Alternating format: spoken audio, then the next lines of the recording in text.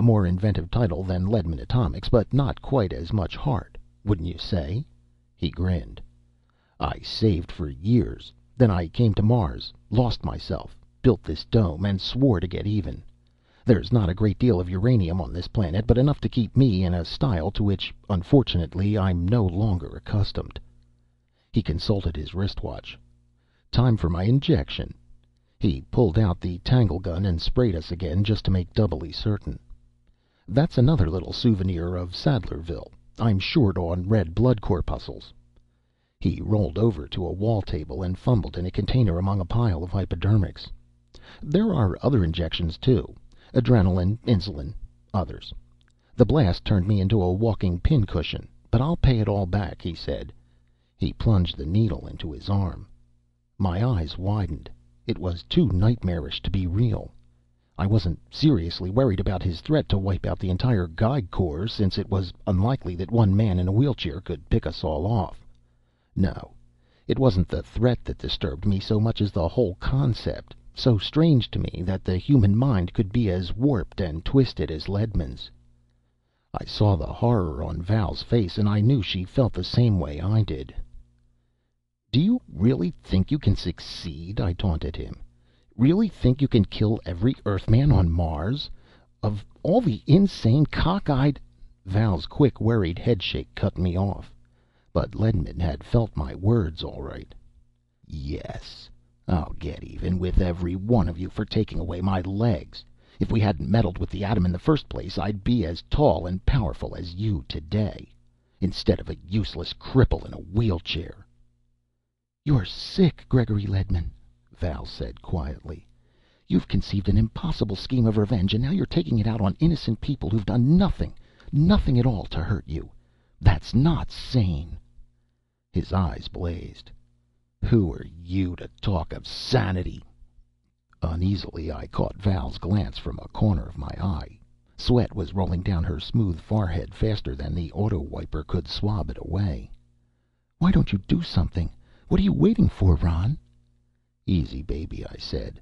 I knew what our ace in the hole was, but I had to get Leadman within reach of me first. "Enough," he said. "I'm going to turn you loose outside right after—" "Get sick," I hissed to Val, low. She began immediately to cough violently, emitting harsh, choking sobs. "Can't breathe," she began to yell, writhing in her bonds. That did it. Leadman hadn't much humanity left in him, but there was a little.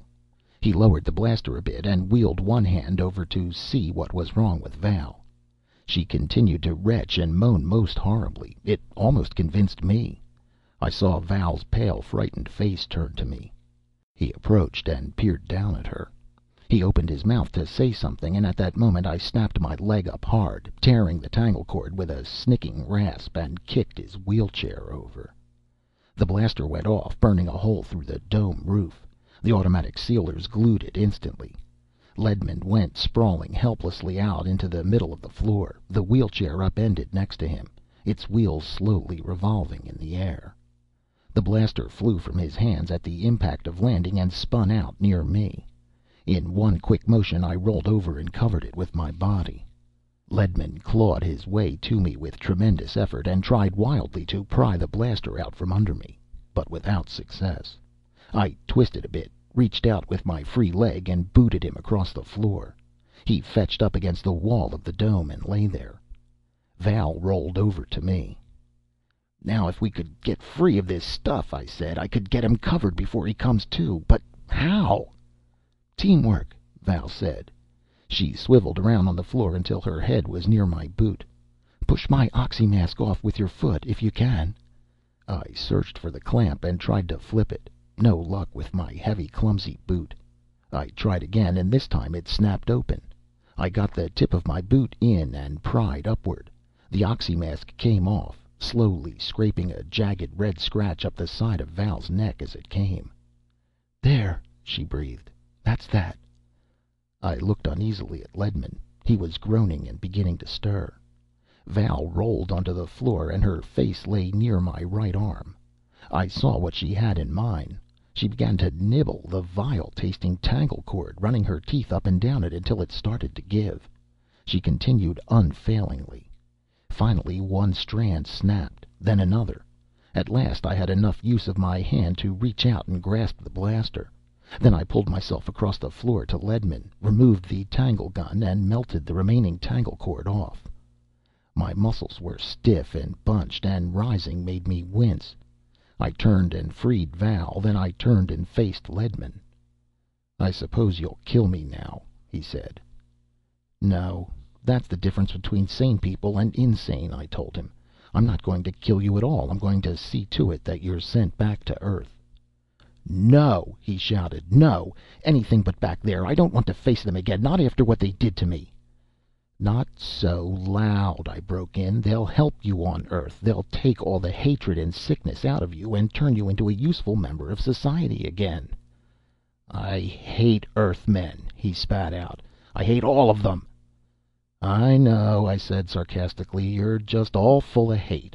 You hated us so much that you couldn't bear to hang around on Earth for as much as a year after the Sadlerville blast.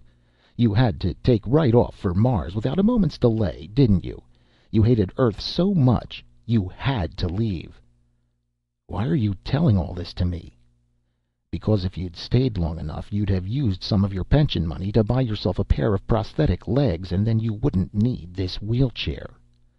Ledman scowled, and then his face went belligerent again. "They told me I was paralyzed below the waist, that I'd never walk again, even with prosthetic legs, because I had no muscles to fit them to." "You left Earth too quickly," Val said. "It was the only way," he protested. I had to get off." "She's right," I told him. "The atom can take away, but it can give as well. Soon after you left, they developed atomic-powered prosthetics. Amazing things. Virtually robot legs.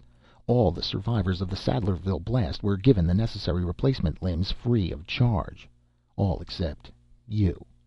You were so sick you had to get away from the world you despised and come here." "You're lying," he said. "It's not true." "Oh, but it is." Val smiled. I saw him wilt visibly, and for a moment I almost felt sorry for him. A pathetic, legless figure propped up against the wall of a dome, at blaster point. But then I remembered he'd killed 12 Geigs or more, and would have added Val to the number had he had the chance. "You're a very sick man, Ledman," I said. "All this time you could have been happy, useful on Earth, instead of being holed up here nursing your hatred. You might have been useful on Earth, but you decided to channel everything out as revenge." "I still don't believe it. Those legs, I might have walked again. No, it's all a lie. They told me I'd never walk," he said, weakly but stubbornly still. I could see his whole structure of hate starting to topple, and I decided to give it the final push. "Haven't you wondered how I managed to break the tangle cord when I kicked you over?" "Yes. Human legs aren't strong enough to break tangle cord that way." "Of course not," I said. I gave Val the blaster and slipped out of my oxysuit. "Look," I said. I pointed to my smooth, gleaming metal legs. The almost soundless purr of their motors was the only noise in the room. "I was in the Sadlerville blast too," I said, "but I didn't go crazy with hate when I lost my legs." Ledman was sobbing. "Okay, Ledman," I said. Val got him into his suit and brought him the fishbowl helmet. "Get your helmet on and let's go. Between the psychs and the prosthetics men, you'll be a new man inside of a year." But I'm a murderer." "That's right, and you'll be sentenced to psych adjustment.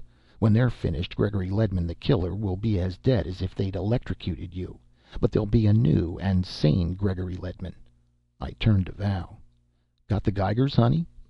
For the first time since Ledman had caught us, I remembered how tired Val had been out in the desert. I realized now that I had been driving her mercilessly. Me, with my chromium legs and atomic-powered muscles. No wonder she was ready to fold. And I'd been too dense to see how unfair I had been. She lifted the Geiger harness, and I put Ledman back in his wheelchair. Val slipped her oxymask back on and fastened it shut. "Let's get back to the dome in a hurry," I said. "We'll turn Ledman over to the authorities. Then we can catch the next ship for Earth." "Go back? Go back? If you think I'm backing down now and quitting, you can find another wife. After we dump this guy, I'm sacking in for 20 hours, and then we're going back out there to finish